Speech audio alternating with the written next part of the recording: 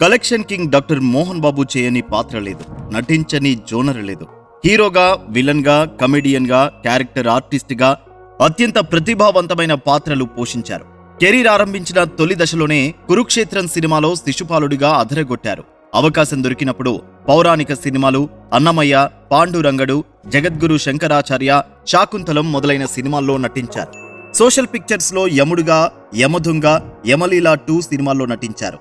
జానపద చిత్రాల విషయానికొస్తే విఠలాచార్య దర్శకత్వంలో వీరప్రతాప్ అనే సినిమాలో హీరోగా నటించారు. సింగీతం శ్రీనివాసరావు డైరెక్షన్ లో వచ్చిన త్రిలోక సుందరి సినిమాలో మాంత్రికుడి పాత్ర పోషించారు. సింహబలుడు, సింహ గర్జన మొదలైన సినిమాలు చేశారు. ఇక చారిత్రాత్మక సినిమాల్లో తాండ్ర పాపారాయుడు, విశ్వనాథ నాయకుడు, సామ్రాట్ అశోక మొదలైనవి చేశారు.